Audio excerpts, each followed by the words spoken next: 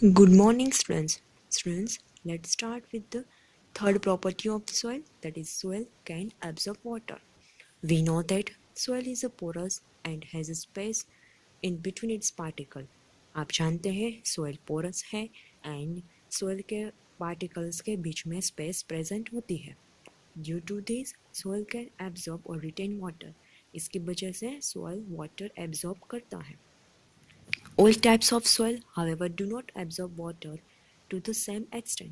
सारी टाइप की soil सारी टाइप की soil same amount में water absorb नहीं करता है. To find out which soil absorb more water and which soil absorb less water, we need to find percentage of water absorbed by soil. अगर हमें find करना है कौन सी टाइप की सोइल ज़्यादा वाटर एब्जॉर्ब करता है, कौन सा कम करता है, तो उसके लिए हमें परसेंटेज निकालने पड़ेंगे. किसके? Percentage of water absorb by soil. Soil ने कितने परसेंटेज में वाटर को एब्जॉर्ब किया. Let's perform an activity to understand this. इस एक्टिविटी से हमें समझाया है to find the percentage of water absorb by different type of soil. इस एक्टिविटी में डिफरेंट टाइप ऑफ सोइल कितने परसेंटेज में वाटर एब्जॉर्ब कर रही है. Things needed. उसके लिए आपने आगे जैसे एक्टिविटी 3 में देखा था वैसे ही 3 सिलेंडर्स लेने हैं, 3 glass funnels, 3 filter paper, 50 gram each of different types of soil, a measuring cylinder and physical balance. Method. What we have to do? Take 3 cylinders, 3 cylinders लेने हैं. Place a glass funnel over each of them. उसके ऊपर glass funnel रखनी है. Glass funnel means हम kerosene के लिए कैसे यूज़ करते हैं ऐसी ग्लास फनल. देखो आपको यहाँ पे दिखाई ऐसी फनल. टेक इक्वल क्वांटिटी से 50 gram of 3 type of soil. फिर तीनों जो टाइप की सोइल है उसको 50-50 ग्राम मेजरमेंट करके लेनी है. Use a physical balance to weigh the dry powder soil. उसके लिए आप फिजिकल बैलेंस का भी यूज़ कर सकते हो सोइल को वेट करने के लिए, मेजरमेंट करने के लिए. Pour this weighted soil in 3 different funnel. और फिर ये 50-50 ग्राम की तीनों सोइल फनल के अंदर डाल देनी है. Pour equal amount of water, say 50 ml, in each funnel with the help of measuring cylinder. Pour the water drop by drop on each type of soil. Do not let all the water fall at one place. Water should be poured evenly around the soil. अभी आपको 50-50 ml तीनों funnel के अंदर with the help of measuring cylinder पानी डालना है. But ये चीज़ें ध्यान में रखनी है कि पूरा एक साथ नहीं डालना है, स्लोली डालना है एंड एक ही जगह पे नहीं डालना है. पूरी सोइल को कवर हो जाना चाहिए. देखो आपको यहाँ पे 3 सिलेंडर्स दिखाए हैं, फनल है, इसके अंदर फिल्टर पेपर रखा है और फिर 50-50 ग्राम इसके अंदर डिफरेंट सोइल डाली है. यहाँ पे सैंडी सोइल, यहाँ पे क्ले एंड यहाँ पे loamy soil. Leave the apertures for some time till active dripping of water from the funnel stop.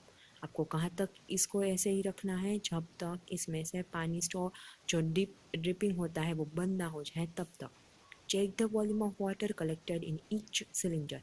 फिर यहाँ पे तीनों सिलेंडर में कितने कितने वॉल्यूम में पानी कलेक्ट हुआ है वो हमें चेक करना है. Observation. Water start dripping from each funnel and get collected in cylinder kept below.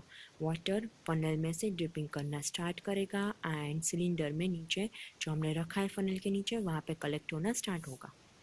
The maximum water collect in the cylinder with funnel containing sandy soil. और maximum water किस में collect हुआ है? Sandy soil में. उससे कम कौन से soil में? Loamy soil में. और उससे कम clay soil में. Very little water collected in cylinder with funnel containing clay soil. सबसे कम clay soil में, सबसे ज़्यादा sandy soil में. Calculation. The percentage of water absorbed by each type of soil can be calculated.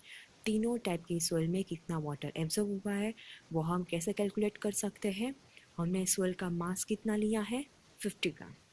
Water कितना लिया है, funnel में कितना पोर किया हमने 50 ml.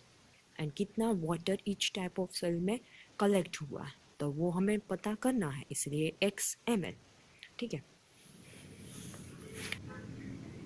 So volume of water absorb by soil 50 minus x ml means volume कितना है total 50 minus x ml and mass of water absorb by soil.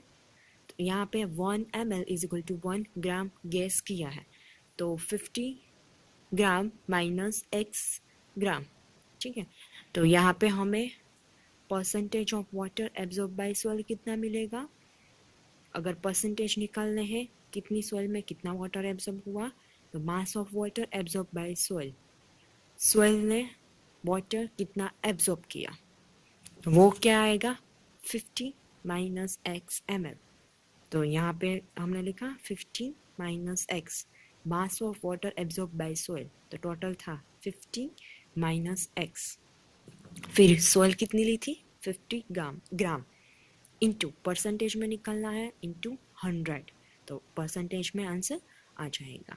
ठीक है स्टूडेंट, एक बार फिर से देखो, वॉल्यूम कितना लिया है 50 ml, सॉइल कितनी ली है 50 ग्राम, वॉल्यूम ऑफ वाटर कलेक्ट कितना हुआ है सिलेंडर में x ml, वो हमें नहीं पता है, तो यहाँ पे 1 ml is equal to 1 gram guess किया है, तो 50 टोटल माइनस x ml, तो ऐसे ही हमने गैस किया है 1 ml is equal to 1 gram, तो मास of water absorb by soil 50 minus x ग्राम। अगर परसेंटेज निकालने हैं तो मास of water absorb by soil means total 50 था, हमने x मीन्स हमें पता नहीं है, जो हमें कैलकुलेशन करना है टोटल कितनी सॉइल ली थी 50 ग्राम, परसेंटेज में निकालना है तो इंटू क्या आएगा 100। Discussion, clay soil absorb more water, clay soil ज़्यादा वाटर एब्जॉर्ब करेगा, मोर है यहाँ पे student, it has a very good water holding capacity due to its very small and tightly packed particle. Clay soil की आपको पता ही है water holding capacity ज़्यादा है, उसके पार्टिकल स्मॉल होते हैं, टाइटली पैक होते हैं, इसलिए वो ज़्यादा वाटर एब्जॉर्ब करेगा। Sandy soil does not absorb much water as it has large particle with large space between them. Sandy soil में इतना ज़्यादा पानी एब्जॉर्ब नहीं होगा बिकॉज उसके पार्टिकल्स बड़े होते हैं, तो उसके बीच में स्पेस ज़्यादा है, तो वाटर ज़्यादा परकोलेट हो जाएगा। The water absorbing capacity of loamy soil is average, and loamy soil की जो वाटर एब्जॉर्बिंग कैपेसिटी है वो एवरेज होती है, सबसे ज़्यादा क्ले सबसे कम एब्जॉर्ब करेगा सैंडी सॉइल, और इन दोनों के बीच में लोमी सॉइल। फिर यहाँ पे आपको एक न्यूमेरिकल्स दिए गए हैं, 50 ml of water was added drop wise to 50 gram of dry soils.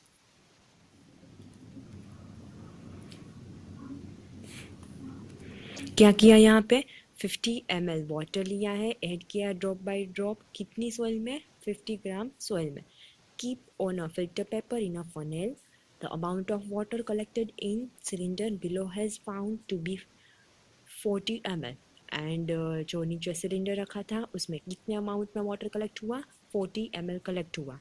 Calculate the percentage of water absorb by soil, अभी आपको कैलकुलेट करना है सॉइल ने कितने परसेंटेज में वाटर एब्जॉर्ब किया, टोटल लिया 50 ml, ड्राई सॉइल ली 50 ग्राम एंड वाटर कलेक्ट कितना हुआ 40 ml। Solution, here mass of soil taken 50 gram, total volume 50 ml, collect कितना हुआ सिलेंडर में 40 ml। So volume of water absorb by soil, तो soil ने कितना वॉल्यूम कितना वाटर एब्जॉर्ब किया 50 ml माइनस 40, 50 टोटल था, कलेक्ट कितना हुआ 40, तो 10 ml एब्जॉर्ब किया। Mass of water absorb by soil 1 ml is equal to 1 gram, तो 10 ml is equal to 10 gram. तो अभी परसेंटेज हमें निकालने हैं, percentage of water absorb by soil, mass of water absorb by soil 10 यहाँ पे आएगा ml, mass of soil taken 50 gram, यहाँ पे बाय मिस्टेक जी लिखा है, यहाँ पे ml आएगा 10 ml divided by 50 gram, percentage में निकालना है इंटू 100, ये 0 0 कैंसिल हो जाएगा, 5 2 ज़ा 10, 2 इंटू 10 कितना आंसर आएगा 20%। Thus, percentage of water absorbed by the soil is a 20%. 20% में soil ने 20% soil ने water absorb किया। ठीक है student, next one, soil and crops. Different types of soil are found at different place. different place पे different types की soil present होती है। The main factor that affect, main कौन से factor affect करेंगे, soil profile and characteristic of parent rock, types of vegetation and climatic condition. Wind, rainfall, temperature, light and humidity are some of the important climatic factor. ये जो climatic factor है वो भी affect करेंगे, उसमें humidity, light, temperature, rainfall and wind आ जाता है। The types of soil as well as climatic condition determine the various type of vegetation. वहाँ का क्लाइमेटिक कंडीशन कैसा है, टाइप्स ऑफ सॉइल कौन से हैं, उसके हिसाब से डिफरेंट डिफरेंट टाइप का वेजिटेशन क्रॉप्स ग्रो किए जाते हैं डिफरेंट डिफरेंट प्लेस पे।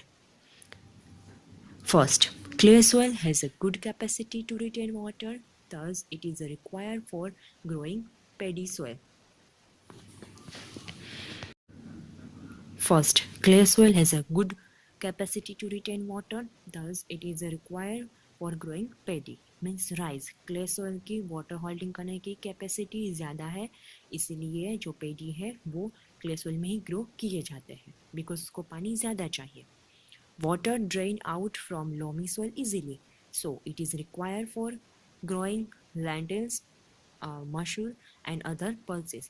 And loamy soil में से water drain हो जाता है, इसीलिए पल्सिस है या lentils है, मसूर की दाल है, इन सब के लिए loamy soil बेस्ट रहेगी या बेस्ट होती है. Sandy loamy or loamy soil can hold plenty of air.